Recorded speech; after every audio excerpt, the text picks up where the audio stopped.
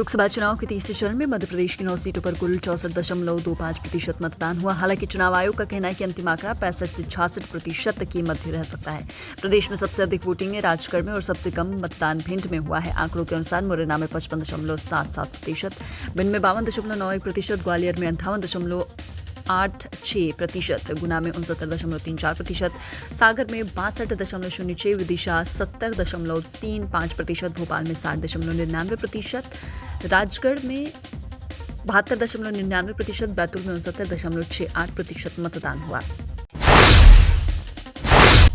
लोकसभा चुनाव के तीसरे चरण में 10 राज्यों की 93 सीटों पर मंगलवार को मतदान हुआ। सुबह 7 बजे से शाम 6 बजे तक कुल 64.08% मतदान हुआ। चुनाव आयोग के मुताबिक असम में सबसे अधिक 75% और महाराष्ट्र में सबसे कम 53% लोगों ने मतदान किया है। मध्य प्रदेश के भोपाल के आंकड़ों पर नजर डालें तो भोपाल में शाम 5 बजे तक 62.28% वोटिंग हुई। सीहोर में 71%, बैरसिया में 68% और भोपाल उत्तर में 61% वोटिंग दर्ज की गई है।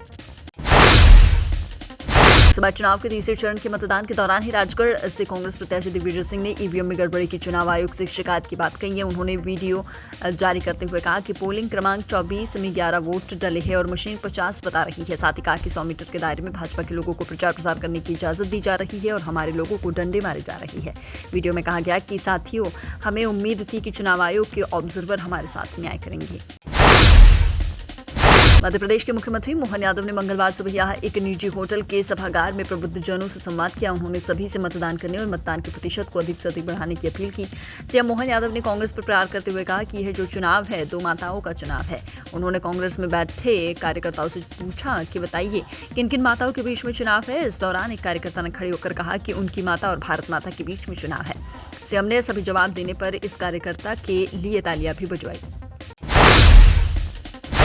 भोपाल लोकसभा सीट से भाजपा प्रत्याशी आलोक शर्मा ने अपने पूरे परिवार, पत्नी और माता पिता के साथ मतदान किया। मीडिया से बात करते हुए उन्होंने कहा कि भोपाल की जनता में उत्साह है। पहली बार ऐसा हो रहा है जो पार्टियों के एजेंट से पहले मतदान केंद्रों पर मतदाता पहुंचे हैं। भोपाल में मोदी मैजिक का असर साफ दिखा रहा है। अब भोपाल लोकसभा मेरा परिवार है। वहीं भोपाल लोकसभा से कांग्रेस प्रत्याशी अरुण श्रीवास्तव ने ग्राम झागरिया खुर्द, जिला भोपाल में मतदान किया। झागरिया खुर्द रातीगढ़ से 3 किलोमीटर की दूरी पर स्थित है।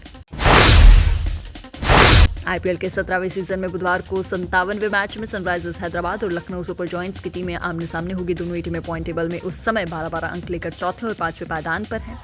जो टीम कल के मुकाबले में जीत दर्ज करेगी वो आगे बढ़ जाएगी। दोनों ही टीमों के पास मैच में जीत दर्ज कर तीसरे स्थान पर आने का मौका होगा। ऐसे में दोनों ही टीमें अपना पूरा जोर लगाएगी। हालांकि हैदराबाद शुरुआती मैचों में शानदार खेल दिखा चुकी है और उसे वैसा ही खेल दिखाना होगा। वहीं लखनऊ भी अपने प्रदर्शन को निरंतर रखने का प्रयास करेंगी।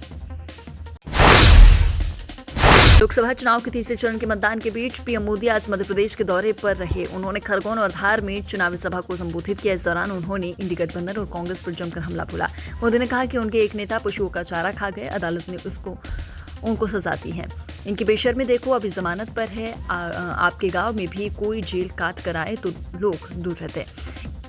ये कांग्रेस वाले इतने गिर चुके हैं कि इन्हें माथे पर बिठाकर रखा है। उन्होंने कल ही कहा कि मुसलमानों को आरक्षण मिलना चाहिए। इसका मतलब क्या हुआ? यानी SC ST OBC का आरक्षण छीनकर ये लोग पूरा का पूरा आरक्षण मुसलमानों को देना चाहते हैं।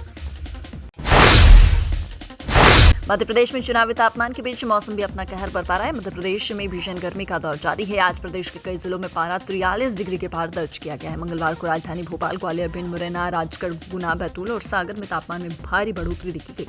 मौसम विभाग की माने तो पश्चिमी मध्य प्रदेश में 8 मई को अलग अलग स्थानों पर उष्ण लहर की संभावना है। इसी के साथ यहाँ तूफान और तेज हवाओं के साथ भारी बारिश जारी रहने की संभावना जताई गई। मौसम विभाग की माने तो अगले 4 दिन तक आंधी के साथ बारिश की संभावना। मौसम विभाग के अनुसार अगले 4 दिन तक आंधी तूफान के साथ तेज हवाएं चल सकती है।